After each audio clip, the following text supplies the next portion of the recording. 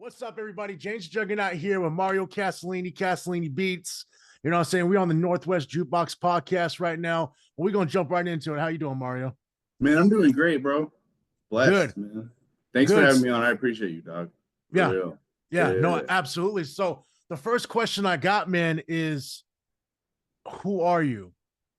My name is Mario Casalini, and I'm a producer. I'm from Seattle, Washington.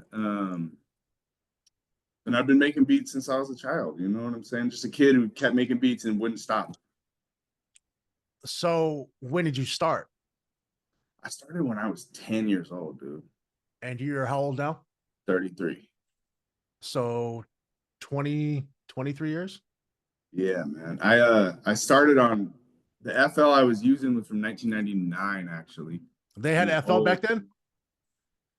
You could call it, yeah, they had it. It was really, really crazy and hard to use. It was like 505 drums. It almost sounded like a Game Boy game or something. Like I didn't even know it sounded really cheesy. I didn't even know Fruity Loops was cracking in the 90s, dog.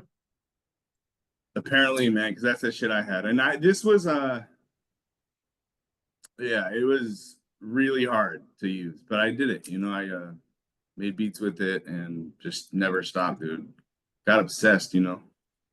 For sure. So where did you grow up, and how did growing up affect you musically?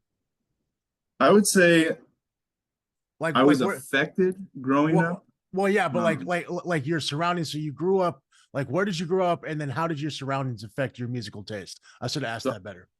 I grew up in South Seattle. Okay. Yeah, off of Rainier and Genesee.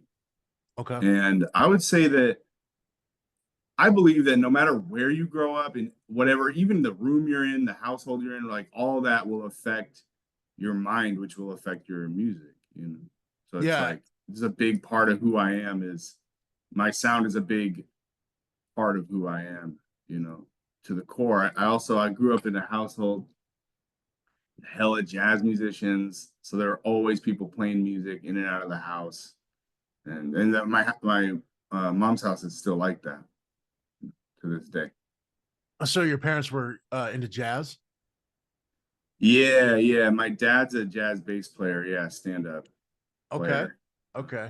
But he plays all sorts of music. He plays like klezmer music, big band music, like Frank Sinatra type shit and all that. So, I mean, technically, because you play the keyboard, right? I mean, so did that influence you growing up the way having your dad be in? Did your dad play professionally? No, he did not. He's yeah, I don't know. He did not play professionally. He is a fucking genius, dude. Yeah. My dad's crazy good. Like, it's amazing. But it's also a whole different era and a different, he's like 70, so it's like a different era. Yeah. And playing one instrument, I'm sure, is harder than doing something like what I do. Yeah, no, absolutely. I mean, seeing him play, did that influence you to attempt to be a producer when you were a kid? Yeah, it did, man. He used to play, so he would play on the porch, and like you would see him, like he'd have a cigar and he'd be playing on the porch. And there's something about this look that he would get to where his head would be down. He would be playing. He would have put his cigar down for so long that it's completely burned out. Right. And if you spoke to him, he wouldn't know you were there. He was just so in tune to the music. So there, like, just he was the music. So there's something about that really just like is like, that's what I want to be. Yeah. That's what I want. If you don't mind me asking, what did he do for a living if he wasn't pursuing it full time? My dad was in waste management. Okay. Huh. And so, yeah, that's interesting because you said your dad's up there as far as age goes. So I wonder, because things are a lot easier now for us, our generation, right? Because you're not that much younger than your dad when your dad had you, right? So it's like what, mid late 30s, so you're in your early 30s. So like, but our whole generation has grown up on this. You know what I mean? Like our favorite artists, our favorite musicians, our some Yeah. of our favorite comedians and actors, they all kind of just grew up on the internet, right? Yeah. And at least the ones closer to our age. So yeah, I wonder if, do you think him having a family played a big part in him not pursuing it professionally? Oh, 100%. Yeah. I have a lot of siblings. He had, and I don't have any children. I'm not Mhm. going to have any children Yeah. uh, because of I want my life to be music and to be about Can I me, basically. can I ask you something? So I'm married, right? Yeah. And my wife and I have this back and forth. It's Do you feel like you had to choose the music over choosing the family life? No. Okay. I would say, I just wanted, I didn't want kids also. Okay. Like Okay. it is a lot. I didn't want kids. I never felt like, oh, I want a kid. Um, Mhm. but it definitely helped me to not have kids. Yeah, for sure. Okay. You know, in my So life, it felt like that. okay. Yeah. Yeah. So as you were growing up and you were using Fruity Loops, right? Yeah. When was the first time, and I'm not talking about making beats, because you said you've been exploring your musical aspirations since you were 10. When's the first time you actually produced a record for somebody? Well, I would say my first record I made was for me and my brothers, and it was in middle school. So You you were rapping? yeah, I was rapping with my brothers, Okay. and so I produced that, and I basically sold it to everyone in my school that I was going to at the time. You sold So the like, beat? no, I was selling the CD, dude. Oh, I okay. was walking Okay. around the school just selling CDs to everybody. So like Okay. what that did was like, well, first of all, it gave me an idea of how to make some money, Right. and it also gave me, and that didn't last because CDs didn't last forever, right? You're So right. like, it gave me an idea of how to make some money. I made some money right there, and I actually bought my a lot of my gear off that. Like when I So was young. Yeah, so when you guys were slanging CDs in school, yeah, I mean, did you guys figure out the cost? I mean, what CDs back then were, well, you got like what, a bulk of 50, bulk of 100. Did you guys just put your names on there? Did you have like a printer? Remember those little printers that had like yeah, you could put in the text and then it like edges it in there, and yeah, or you could go down to Walmart or Office Max and get the ones that you stick on the CD. I used to do that when I used to do. Yeah, I think we all kind of did the same hustle growing up. But I yeah. I thought I thought I looked more professional putting the thing around the CD. But my hand-eye coordination sucks. Dude, it's It's hard, man. I had it done janky style like that kind of, but someone else did it. So I paid okay. someone else to actually print it Mhm. um and do that. But like it was like, I don't know, it's like some dude, I can't even remember. He had some operation like in his house. I had never met him. Like so it was like a small operation, but like that was his business, was printing Right. like janky CDs and whatnot. So yeah, Was he selling DVDs and shit or what? probably, man. I don't know. Probably. I Yeah. didn't know him. Like I said, like I just went in Yeah. and was like, hey, I want this done. I need like however many duplicated. Um, Do you remember what kind of microphone you guys recorded on? Like what your setup was back then at that time? Yo, I used to record on a Shure SM58, which is like a performance mic, like a cheap, probably the cheapest performance mic. So like, the kind of mic they have at a venue that's, not the best. Right. Not even, a lot of people use it. It's not a bad mic, but it's not made for recording. So I used that. I had a family computer that was super messed up, that had Acid Pro on it. You remember Acid Pro? No, I don't. Doesn't even matter. It Was it like Audacity? was like a knockoff Pro Tools. All this was pirated. So like we had all these weird pirated programs on this computer, and it like Oh. super janky. We had egg cartons all over the walls and whatnot. Yeah. You know what I mean? What So and so blankets. So doing that, Yeah. with your dad being, a musician, how did he feel seeing you guys do a makeshift studio at the house and slinging CDs? How did Was he feel about it? Yeah, like was he all about it, or was he like, what the heck, what y'all doing? Look, man, my dad and my mom, Mhm. that is, my parents were very like, be you.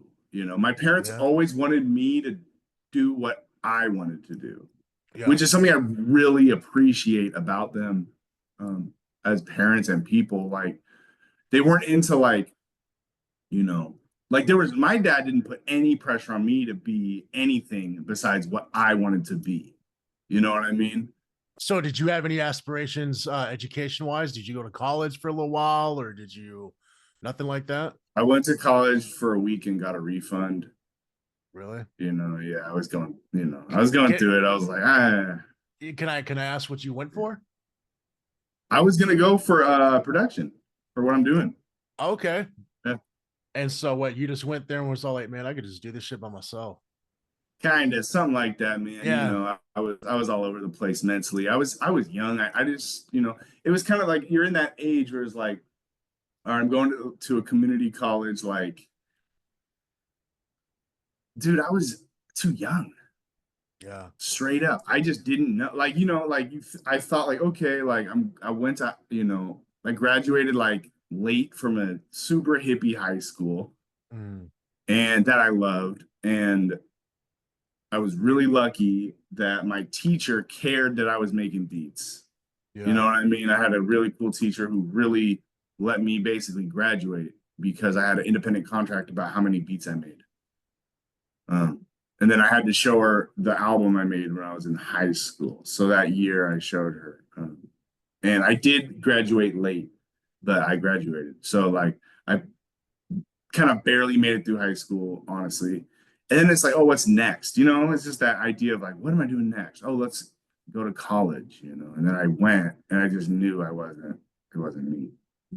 For me, because right now in 6 months off my bachelor's, I didn't go to, I dropped out and got a GED at 16 because Yep. I couldn't do public school. I was getting kicked out, and my grandma was like, "You're gonna end up one of two things. You end up dead or in prison."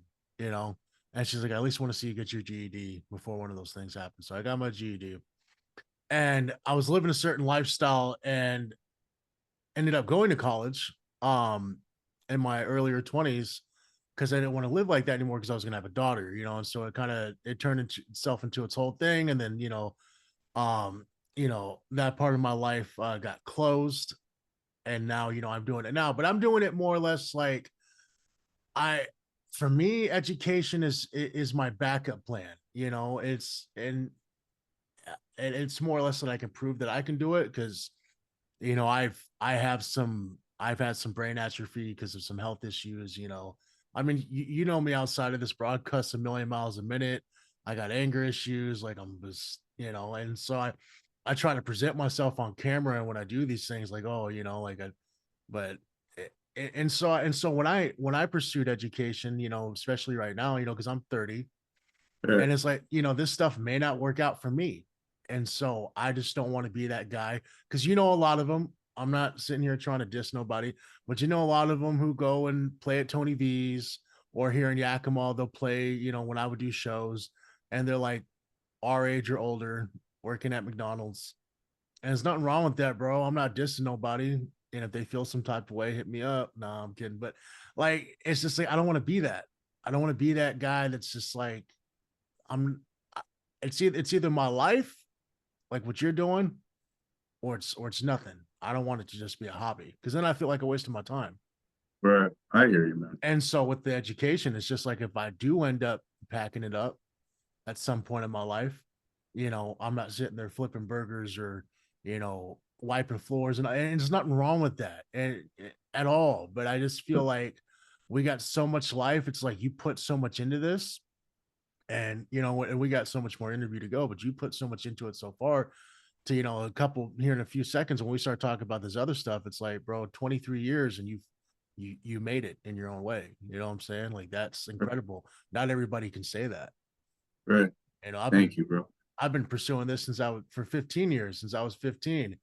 And, you know, I've gotten here and then fell and then gotten here and fell. Right. And now I'm on my third or fourth hoorah, you know, just trying to make something happen. Right. And it happens like that. But yeah, no. So I hear you on the education, man. I mean, it obviously worked out for you.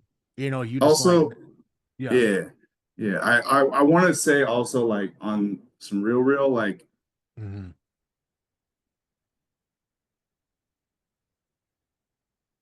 if you are you know, working, what, like, look, like, you were just talking about, like, oh, like, cats who are older, who are working at maybe a job they don't like or whatever. Right. I want to say, like, dude, that was me too, bro. Like, that was me, like, for real. Like, and it's not impossible to make it. I'm telling you, dog, it's not So impossible what for, like, jobs and did you I have? didn't have any backup plan ever. What jobs did you have then? So you were I working while worked you at were Rainier Beach Safeway. at Safeway? Yeah. What department? In Rainier Beach, yeah. And then, well, first of all, I was working in a bakery, and then they moved me, and then I was a bag boy and all that, for a long Okay. time. So I worked at, how long did you do that then before this popped off? well, I worked there. I didn't keep that. I had a very hard time keeping jobs. So I worked, I'm not even sure, dude. I worked there, Rainier Beach Safeway. I worked at Office Depot. You know what I mean? I worked at what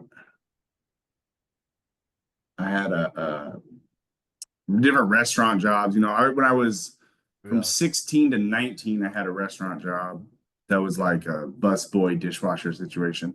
sure. Yeah. Um, yeah, man. So I had different jobs, and I would say I worked for a while, man. And I just wanted to say that, like, it's not impossible. I had no backup plan, dude. Like, I was like, Look, it's either this or just loving the craft so much that I don't care if I'm broke all the time, right? right. That's No, where I was. no, and I hear that and I respect that. And I just personally, with everything that I've been through, Right. because I had a successful business and because of my drug use and me being negligent, I lost it, right? So I'm just like I guess I don't want to say bitter, but I'm just more sour, Right. because I'm just like, I just don't want to be that guy, because it's like, if I don't do something else like further my education, because I teach now, I'm proud. I've been in education for 5.5 years off and on, and now I'm like officially teaching, got a gig, and Yeah.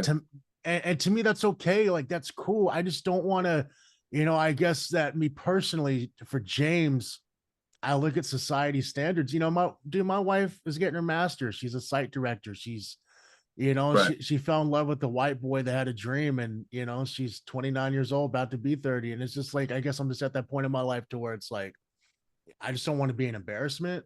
You know what I'm saying? Like, I don't want to embarrass anybody. And because I have that baggage, if you would, of a marriage, and I have that baggage of family who have supported me financially when I Yeah. failed. And I'm gonna keep all this in, bro, because it's real life. Like, what I'm saying? Like, Yeah. Right. I have all that. So, and I'm not attacking anybody who plays at Tony V's. Shout out Tony. Right. Shout out. But it's just like it does get redundant. It does get redundant, and it's the same out here in Yakima and the Tri-Cities, and it's like there's so much more that we could do. And I feel like when I put those guys in a box, not all of them fall in that box, but it's like, it's more than just opening up for shows and then going to work during the week. You know what I'm saying? Like, I get it. Maybe that's all you want to do. Maybe some guys just want to, get a collab with a semi big name and do a video and do some shows. And hey, man, I made that happen. That was cool. But I'm doing this, whatever. Me personally, I just don't want to do that. I'm either all or nothing. But, I'm just at a point in my life to where I am going to build both. Either I'm going to be a teacher or whatever I end up doing for the rest of my life, or Right. the music, podcasting, and I give it all to, I give it all to God, man.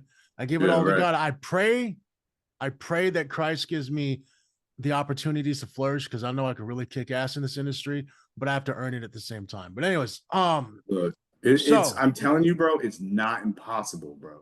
no, it's It's not. a No, it's lot of not. work. It's hard. It's not impossible. Like, Bro, I brought Soldier Boy to real, town. You know what I'm saying? We killed it with Shaggy Tudo before that whole mess. Like, dude, I was killing it. I know. I know what it's like to touch 15 grand off of music in a month, but I also know what it's like to piss it away because I let that get to my head. I let that get to my head. I felt I was like untouchable because really 15,000 ain't a lot of money, but I was doing that monthly, yeah. like I was making, 7, 8, 10,000, 15,000, and killing it. And I just put it all up my nose, man. And that's just something I got to live with. I got to live with my drug addiction choices, and I got to live with my failures. So when I make those comments, it's just, it's not that Yeah, I'm right. trying to attack anybody. I just know that if you don't succeed and stay successful without a plan, that's where you end up. And that's just a Well, look, fact. man. Look, bro. I'm gonna say this real quick, man. Yeah. Um, you had talked about like you don't want to be an embarrassment, right? Right. Right. So in my life, being an embarrassment was a part of paying dues, dude.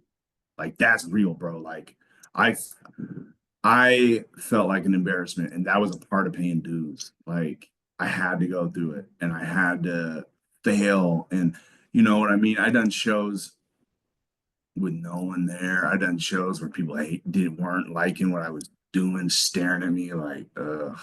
Like bro, and it's all a part of it. It's all a part of a journey that can be great at the end. And that's like the main thing that I want people to know is that it is not impossible, and not having a backup plan like that was me, you know, that always will be me. Like I never I never had more than one basket to put eggs in, you know. And Yeah. No, I get, and I got yeah, and it's all just like love, dude, like for real. Like yeah. it's all about the love of the craft I do, because the business side of shit can make me, kind of insane, right? Yeah. Like that's real. Like running the business and doing all of that work on that end can make me crazy. Yeah.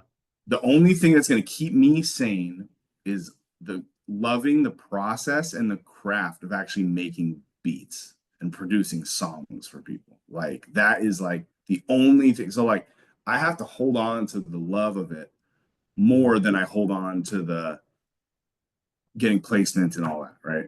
Yeah. Yeah. Yeah. That's that's perfect how this conversation led into one of my next questions. And Mario, I appreciate your insight. And again, man, Yeah. personally, I may just feel different because of my own failures, and I'm a man of God. I have to accept Right. that I made those decisions, and I'm not. I just you know what I'm saying. It's this, Yeah. yeah. So, anyways, so pushing through and persevering, geez, through those things. So two-parter. At what age did you start making money? Not Yeah. not living off of it, but making Yeah. money. And then what was your first big break? All right. So I started making money. Um, I was living in the trap, you know. Yeah, man. I was really on the block. Um, and I was what I would say I would make at that time. Like look, homies would come through. I was doing a ton of songs for free and just for fun and just to really to get better and to like, and how old was I at that point? I don't know, like 20, I might have been 20, age 23 to 25 or something when I was doing that, right? Yeah. But like homie might come through and go, hey, I want a song. And I'd be like, give me what's in your pocket. How much do you have? Like, oh, I got $8. It's like, let's do it, dog. Is that so? You were selling beats for that much, or like producing, I whole, was whole just with records for that song? friends, like, give me what you can, like right now. Like, what do you have right now? Like, let's just do it. Like, it's And gonna be is that fun. was that for like producing beats, for studio time, It was for for what? all of it, dude. Okay, I had a whole the setup in my apartment, okay, um, in the spot. So like that was just like some grimy, like fun yeah, stuff. And like at that time, dude, like I was 25 or 20, whatever, in that young mid 20s. Um, and I wasn't having rent all the time. Like I was, like I would do that every day, but it was also like, dog, $8. Like, you know what I mean? Like I was asking my mom help me and all that. Like that, and that sucked. Like I hated that feeling, dude. Like, and then, it wasn't I had a room in an apartment. You see what I'm saying? I had a yeah, small yeah, yeah. room, like a really like my rent wasn't much. So like, I was just like, yeah, like I could cover it sometimes I couldn't, all that. So I would say that was like the beginning of me being like, I gotta, start to figure it out. But I still wasn't So, there, you know? like 10, 11 years ago type.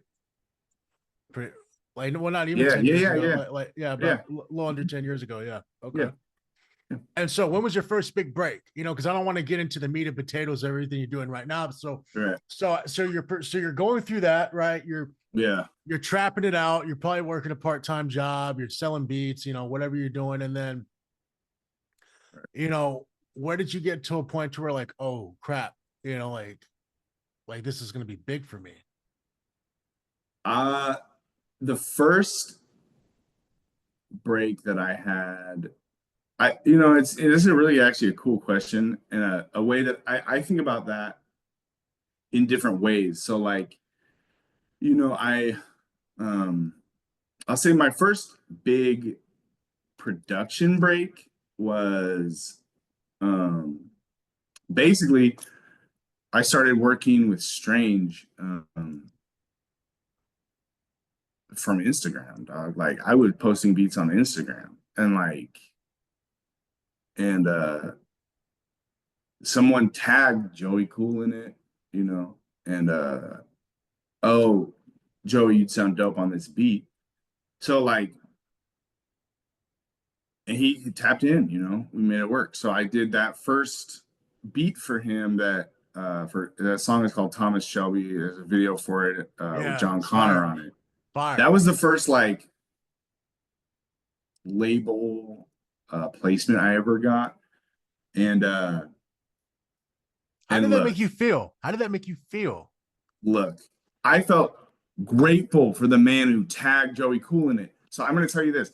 If you got homies that make beats, that helps. I'm telling you, like, and even if they're not really your homie like that, like even if it's someone you don't really know, but it's like, oh, they're cool or whatever, Yeah, dog, yeah. like if you're looking at something and you're like, oh, this person would actually sound dope on this, tag them in it. Like that will help everyone involved, dog, like for real. So that was really helpful and really important for me. So, and I still hit up, dude. I'm like, bro, thank you, bro. Cause he just by doing that opened up like a whole door of opportunity for me. And when So, was this? What year was this? ooh, that was 3 years ago. So you were 30. Yeah.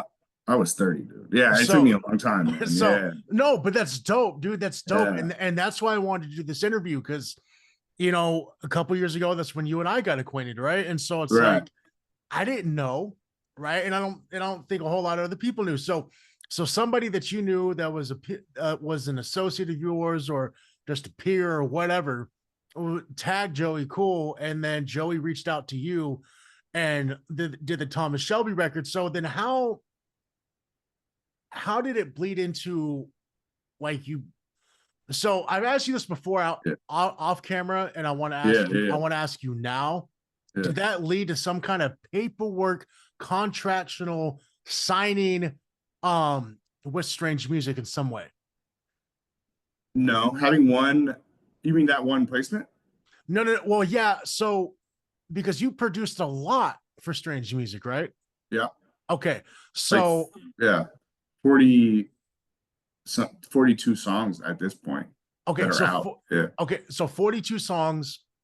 Yeah. So are you so were you I guess what I'm asking is Yeah. so as artists, right? So we want to get signed, if you're a rapper or even a producer, and so we know what it's like to get to be a rapper. Like I knew this guy named Stray Yeah. from Michigan. Okay. He had a shady publishing deal, not record deal, through Eminem's label Shady Records. So Yeah. when it came out, he's a white guy who rapped, but they signed him for songwriting, not for as a rapper. Right. But he's a rapper, so he spun it his own way. Like I got signed, and all props to Astray. Like I'm saying, but that was dope. They gave him 50 grand. He was very open about that. They gave him 50 racks. Right. He did his studio up, paid up his rent, paid his car that was Right. about Right. paid his car that they were gonna tow literally like that month, Yeah. and Good was for him. broke and was broken. Like, okay, rent's paid up, studio's fire. I got like Right. couple grand left over, and we kept it pushing, and so whatever. So, and that's a real story, right? That's something Right. like that dude was about your age. He was like Yeah. late 20s, early 30s, finally caught a break. And I don't know where he's at now. We lost contact, but that's a dope story. So I guess I really just, I'm not asking you to give us like, dollar amounts, but like, what was the agreement with Strange? Is it just you sending beats over? Is it because you haven't just produced for Joey, you've produced for a plethora of people? Yeah. Right. So Right. how did that even work out? Like did you get signed, or were you like a contract worker, like a 1099 or whatever? Like how I does am currently unsigned. Strange okay is also not the only label I work with. okay Yeah. so Strange Music isn't just the only entity that you work with, right? So what other artists that you could speak on that you Yeah. have worked with, and then who also in Strange Music outside of Joey Cool? So other artists that I worked with, so I work with a lot of Bay Area guys. Okay. Um, you know what I'm saying? Turf Talk, shout out Turf Talk, Mr. Fab. Okay, Mr. Fab. Yep. Yeah, I got songs with LaRussell, Keep the What? Sneak. Yeah, LaRussell? yeah. I got Bro, some. Yeah. I that is got popping one. right now. Yeah, dude. I got one, with Tech N9ne, Joey Cool, Snow the Product, and Kevin Gates. That's hard. Yeah, yeah. How did that come about? Because that is That's a Tech N9ne song. It's out. why I know, but so Yeah. was it? Did they just grab the beat from you, and then all of a sudden Snow and Kevin are on it, or So kind of what happened was, well, first of all, I'm going to take a step back. So okay, I did one song for Joey Cool on that correct? album, Thomas Yes. Shelby, right? Yep, correct. Then the next project. So like now it's like, we're tapped in, we're talking on the phone a little bit and whatnot, right? Right. So it's like at that point, it's like, oh, I want to send him some beats. So I sent him Mega Grit. So on the Chairman of the Board album, I had, I think, 5 beats on there. Maybe Okay. 6, I can't remember. 5 And or 6 beats. And this is Joey Cool's album? Oh, this is a Joey Cool album. Yeah, Chairman of the Board. Okay. So basically, he's now like, oh, I'm coming to Seattle. I'm like, oh, I'm going to come rock with you, dog. Like, where you at? Yeah. So we tap in, and then at that point, he's like, we're just talking, and he's like, I got some of these. You're gonna be very happy with these songs. I hadn't heard the songs yet, right? Yeah. But he's like, you're gonna be happy, bro. So I'm like, yup. Anyways, I also was super grateful that we clicked right away, like as people. You know what I mean? Like, Yeah. basically, shout out to Joey Cool, man, because he's a cool ass motherfucker, and like, I really rock with him, bro. So like, that was real. I was glad because you never know who they are, how Right. they treat other people, Yeah. and all that. So when I met Joey Cool, like I clicked with him, like I just liked him right away. So like at that point, I had done one song I was out and a bunch of songs that are about to come out. Then that album drops and text on my beat on a song called Mega Grit that is a stupid banger. By the way, I love that. I still love that song. Like not to, rub my own back, but I love that song. I'm proud of that song. So yeah, so basically then I'm talking to Joey Cool and he's like, look, dog, I want you to do my whole album. So that happened. So I did a whole album on Strange. Okay. There's a Joey Cool album that's entirely produced by me called Enjoy the View. Super dynamic. Like there's tons of different styles on it. Like it's really like, because I grew up making West Coast rap, and then I basically started getting hella love in the Midwest. And like, that's tight. Like I just, in my path, I wouldn't have seen that. Like if you had told me years ago that's what was going to happen with me, I would be like, I don't even know. I would be Yeah. surprised, but I love it, man. I love the Midwest. So like, and all those guys are like super cool people. But that record, no, and that's dope. But that record with Snow and Kevin's a Tech N9ne record. So correct. Right. Okay. Right. So what, that just came together like it. So I guess you don't hear it, right? You don't hear it right till it's done. Is that what you're saying? For the most part, Okay. yeah. I mean that's how placements are, mostly. Like especially if you're like sending in beats, Sure. like that's usually how it goes. It depends on the situation, but in every relationship is different too. You know what I mean? So like, yeah. Go ahead. No, go ahead. Go ahead. I was gonna say like, so I had Tech on my beat. I was super pumped. I get flown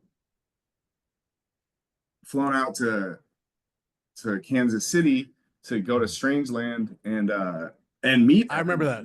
right? So I go out there, and I loved it, man. It was super fun. I had a great time. I brought my older brother with me. You know what I mean? It meant a lot to me to bring my older brother to, meet Tech and Joey. And I'm just talking, I tell Tech like, hey, I'm trying to send you some beats, dog. Like, and Yeah. he said, all right, gives me what I need to do that. And so I had like hella beats ready to go, like on that trip. Like I was like 40 or 50 just straight bang. You didn't give them like a flash drive or something like that. Like here, I did not.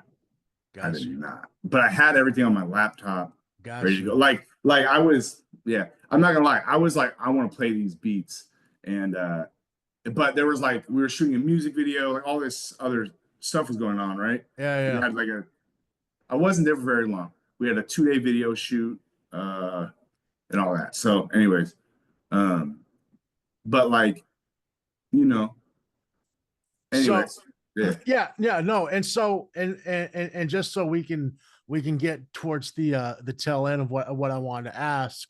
yeah. So the financial part. So I've asked you this before off camera. I'm gonna ask you this on camera. Yeah. Please answer it to the best of your ability because I get it. Your business is not everybody's business, but you produce for a plethora of artists: Kevin Gates, Know the Product, Tech N9ne, Joey Cool, a couple people on the West Coast that we're going to hear about here soon. Do they just purchase the beats outright from you, or do you do a split? That is something I'm interested to know, and I'm sure other producers are too, because like I've bought beats from you and I've just purchased them, right? But a guy like me or your friends or somebody else is like, okay, old dude has X amount of dollars, let's do that, versus these quote unquote powerhouses that generate millions and millions of streams. It's like, do you get paid up front, or do you just like, hey, just get me on the back end, you get a royalty check? Like how do you work with the bigger names?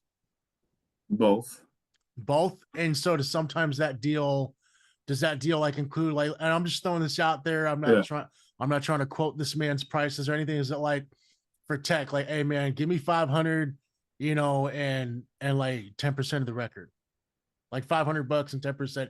Does stuff like that happen, or 1,000 and something like that? Or can you break it down for us in a way that doesn't, spill your beans, if you would? I'm not gonna break it down. Okay. Just to be honest, I also like never. So I will never sign away publishing ever. So you keep your publishing. Yeah. Okay. Well, that is breaking it I down. always keep it, bro. That's just my thing. I'm But always right, but Mario, but that is breaking it down. At least that yeah, because yeah, yeah, yeah. yeah, no, that's okay. So if you whatever deals that producers do, Yeah. um, so do you keep 100% of your publishing, or just a piece of it? Like, how does that work? So I keep half of publishing no matter what, and no matter how many people are on the song. Oh, so you get 50% of the publishing of the record, Yeah. and then they split up the other 50. Right. Yeah. That's dope. No, yeah, Yeah. that's breaking it down. I'm not sure what you thought I was asking. Yeah. I mean, that's it basically, Okay, dog. yeah. Like, and you get, I also have to be paid up front. Also, I totally, you know, every label is different, and every label, you have different relationships with everyone, dude. Like, Yeah, yeah, yeah. if a label might take 8 months to pay you, dog, right? Or whatever. Like they might really push it, right? Like you did the DL, right?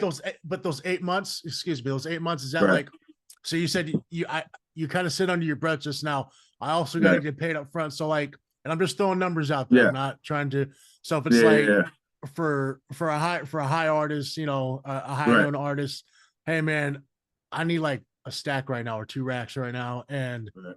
and 50% of this publishing was cracking. Right. Like is like stuff like that happens? Is that what you're saying? Like, Yeah. But okay, the thing okay, is, what I'm saying also is that like your relationship with every label is different. The mhm, artist's relationship to their label is different, which might affect you being involved, right? Because like I'm tapped right, in with the rappers, dog. Like for right. real, like I'm tapped in with all these rappers. So it's like it's a different, that side of it is something that's very important to understand, is that the rapper might and probably doesn't have all the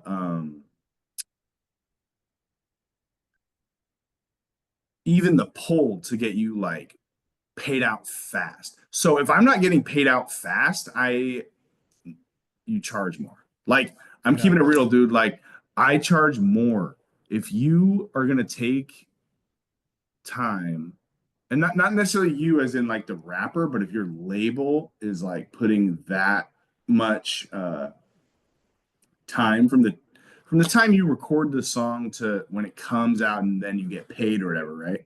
right. Like So you what you're charge for that, dog. I right. do. So Yeah. what you're saying is like, if you produce a record for Joey, but Yeah. the album's not coming out in 6 months, so it's like, hey bro, I'm gonna need this much up front. No, Strange keeps it fucking. Strange does good business, bro. Okay. Strange does real No, good. I no, love Strange, bro. yeah, and no, That's my point. Is that I love yeah, working with Strange more than I have liked working with other labels at this point. sure. No, and For sure.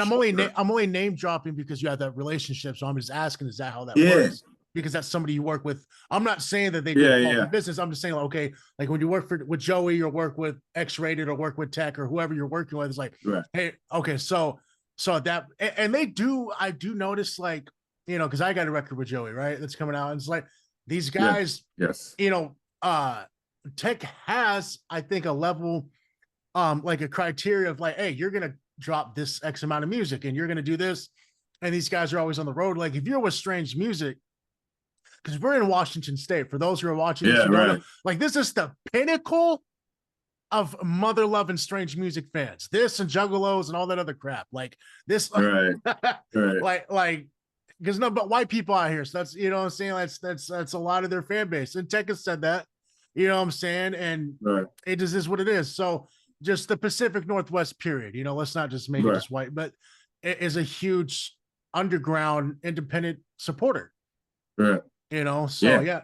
And these guys are always on tour. These guys are always on tour and stuff like that. So one of my last questions then. So you kind of broke it down your own way, which I do appreciate. And I'm just my whole thing is, Mario, is that I'm not trying to put your finances out there or the way you do business.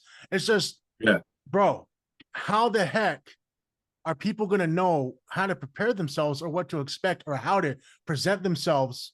You know what I'm saying? If they don't have the game, you know what I'm saying? And so that's why I asked, like, you know, if a guy's producing beats at his baby mama's house and he's dropping some fire and he's selling beats for 100 and 200, and then, you know, Bubba Sparks hits him up or or somebody like that and pays $500, and it's like, oh, bro, I just made $5. That song's went platinum. And you're messed up because you didn't do your publishing. That's why I'm saying, like, that's why I wanted to know what the back end of that is, because we don't know.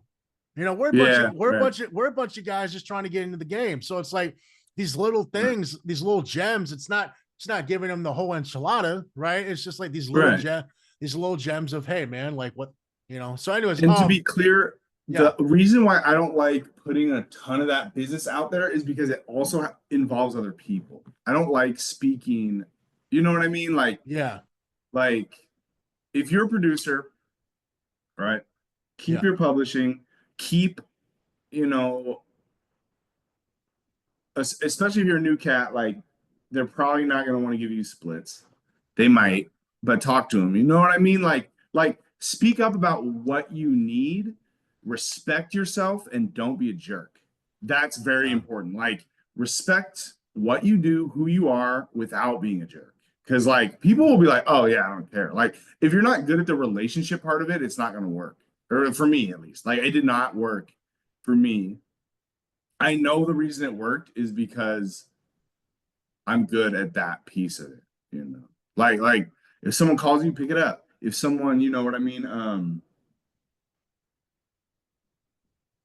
if you say you're gonna do something, do it because you work your whole life to get the work. Yeah, it's just like school, right? It's the same thing, dude. So let me ask you this, you know, and again, when I sent you these list of questions, you know, so just so the audience knows, I asked Mario how much he makes monthly, and he basically told me in the most polite way to go F myself, because that's not my business, and I get that, and I respect that. But what I do want to ask, if you would let us know, you know, so you work in odd jobs and you've done stuff like that, you know, to make ends meet.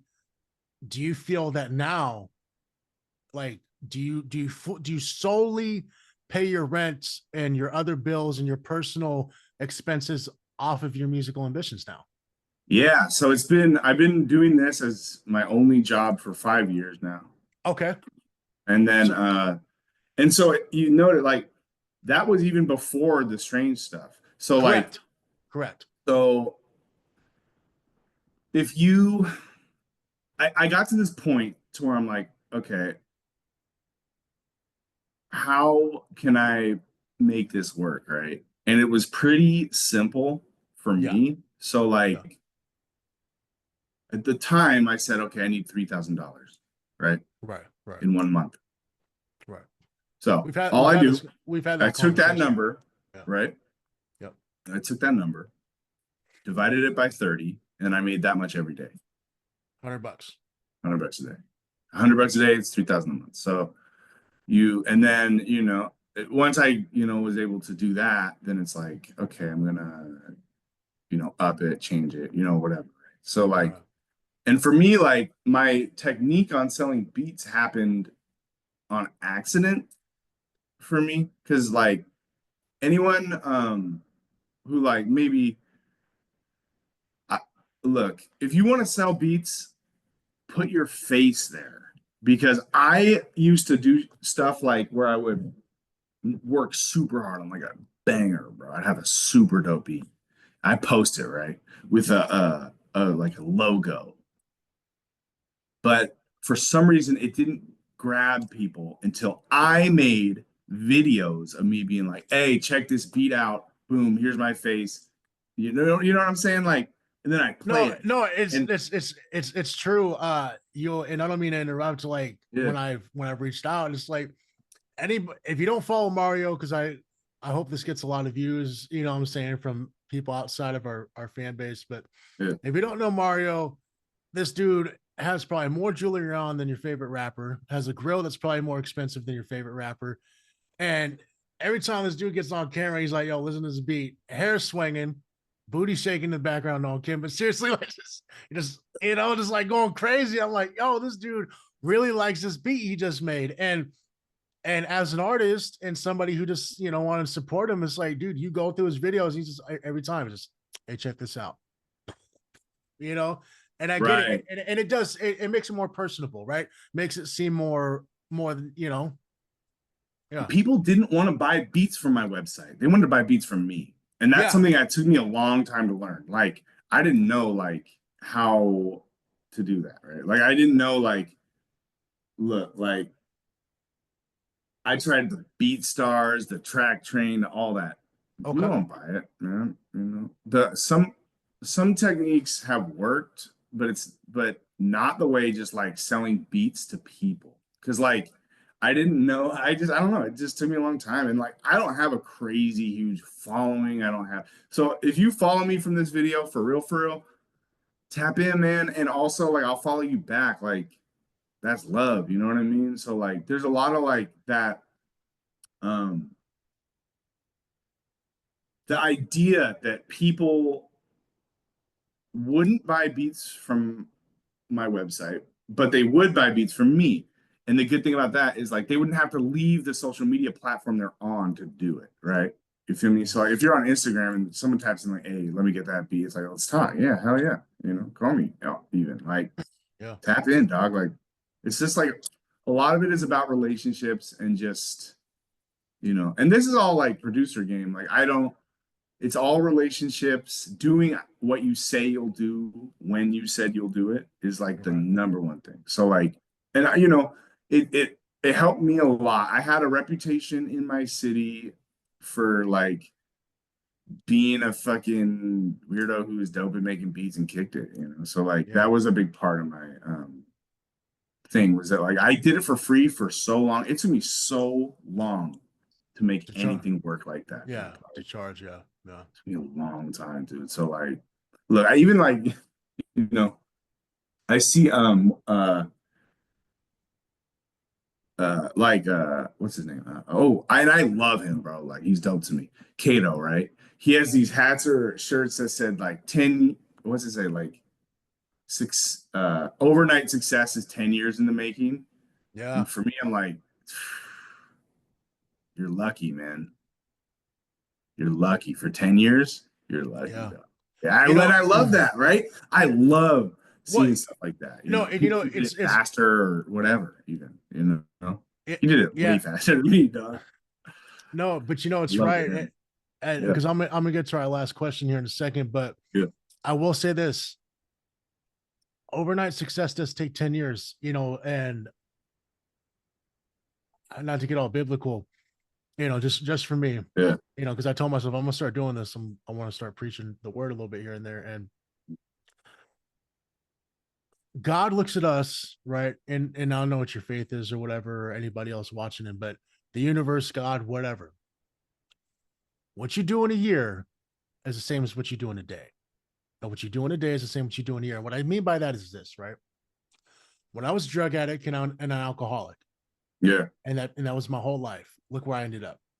Right. Bunch of debt, getting blasted by people that I was working with, because at any point in one of those days I could have woke up and done the right thing and chose not to. Where did I end up? So now that I wake up every day and I do my schoolwork and I help these kids with their education and I pay off my debts when I can, Right. when I Right. can, where am I going to be in a year? because I'm already better. I mean, because that was a year and a half ago with the Right. with the Shanky Two Dope stuff. So I'm now I got a podcast. Now I'm interviewing celebrities again, and now but it's not about that. I don't care about that. But what I'm saying is that it took me 10 years Yeah. for Rich Lifestyle to become something, and all it took was a year of me being a drug addict to ruin it all. Dog, look, man. And what I'm saying also on top of that, bro, because like, it took me longer than 10 years, dude. Like No, that's what I was yeah, saying, dog. Like yeah, 10 years. And also, and I see what you're saying, like I really believe this, and I say this all the time. How you spend your day-to-day life is your yeah, life. yeah, Your day-to-day life, that's your life, dog. Like that's why, like, even like when I was out there partying and all that, dumb stuff for me, like, and I've been sober now for almost coming up on 7 years, which is a big deal for me. You know, if you don't get congratulations. that, that's okay. Like, you don't have, no one has to get that. It's for me. Yeah, it's for So, you. Absolutely. um, And God but bless you for once that. I was able to get sober, my life changed. Also, even when I was, even in high school and stuff, like people be like, "Hey, let's go to this party," and I'd be like, "No, I gotta make some beats today." You know, I'd bring like one person over and make beats, and I would, get loaded or whatever. But I would always want to be doing something productive within that. So like that was a big part of my life was like, but then even man, no one wants an engineer that's doing that, dog. Yeah, Which is for me, like I was just doing too much. It wasn't like I was, I'm not saying every engineer has to be sober. That's not what I'm saying. yeah, Or every producer has to be sober. Or even, most of them. I don't know. But for yeah, me, I had that on switch. Once I got going, I wouldn't stop. yeah. I didn't have an off. Well, look, man, God bless you for being clean and sober. I want to Thank say you. that. It's Yeah, man, hard. you too, bro. It's hard. Yeah, thank you. I got 16 months. You got 7 years. I admire people like you, man. Thank you, bro. You know, my I mean, last, and I admire you too, dog, because like that's a big deal, to like having, bro, look, dog.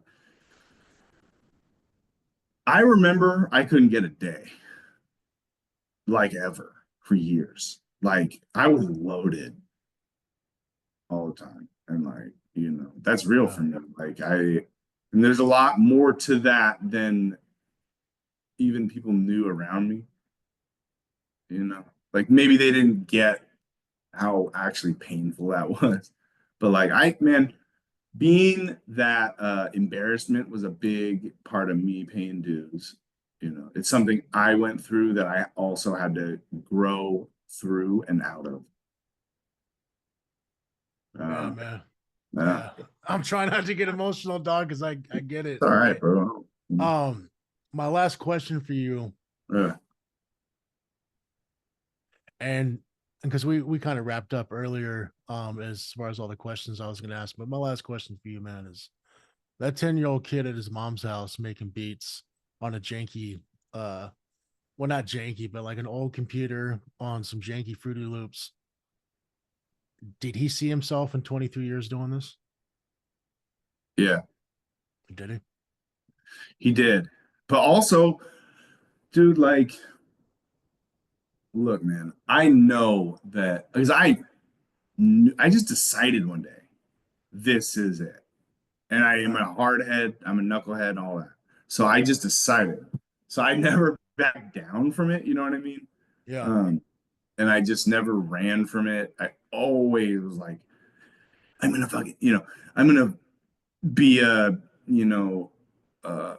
producer and a rapper, and that's gonna be my life no matter what, and that's gonna be my job no matter what. So I knew it, but the thing is, even when you know it before it's happened, you haven't felt it, and like the that is the important part, dude. Like knowing it, getting there, and being grateful for it, dude. Like I'm so grateful for my life and every person who's helped me throughout my life in any way. Like that's so real to yeah, me. Like that is so real. And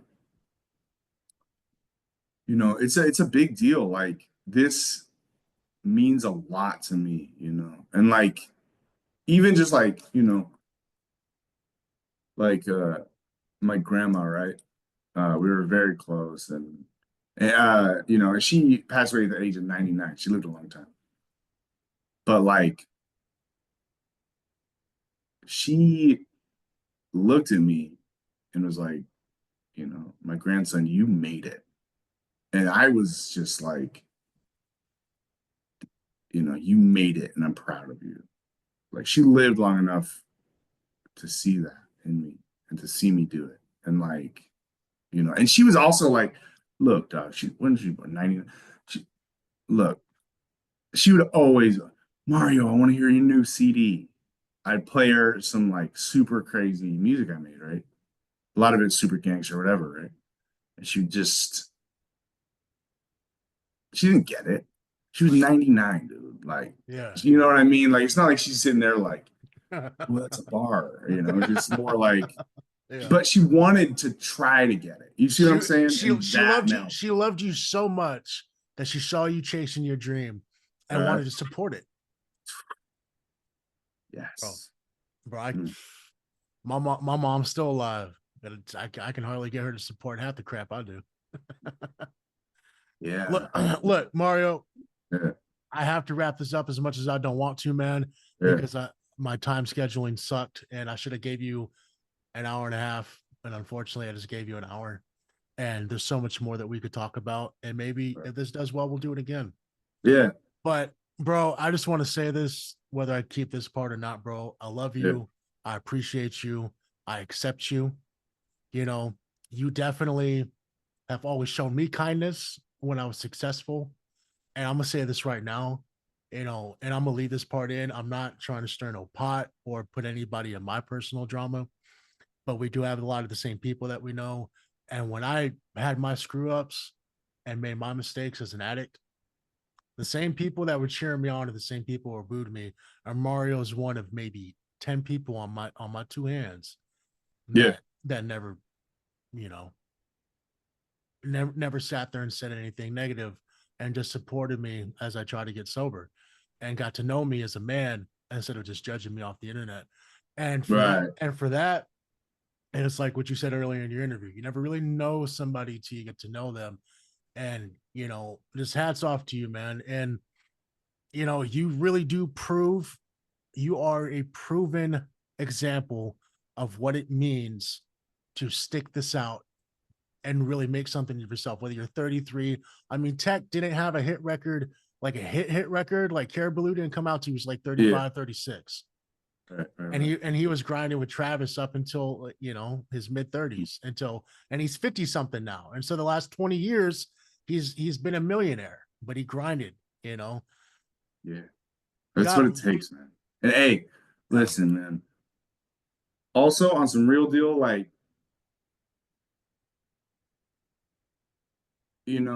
I'm proud of you for getting sober, dog. Like, and also for real, like, I don't, all I know is like,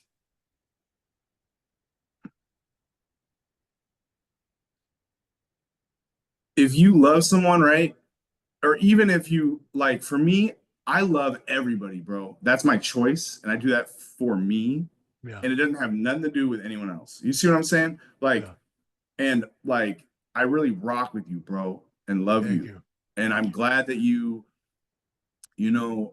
are sober. And that's like so important to me. Like, that's a big part of my life is being in a community of people who help other alcoholics, drug addicts get sober. And so I do that as well. Like that's the other piece of my life that's like very important to me is sobriety and listening to people and trying to actually know where they're coming from. And like any dude, like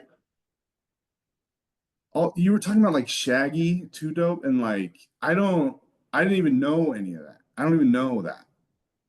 And I also don't even care to, dog, because I see that you're trying to do the best thing for you. And genuinely like see it, dog. Like you called Thank me, you. we talked about Yeah. shit. It's Yeah, like, no, yeah, no, and thank you, man. And I yeah, gotta move on to my next one. But yep. Mario, a pleasure, man. Let's get you back on. Hopefully this does well, um, let's put it out there. I'll pray on it, man. I'm gonna pray for all these interviews.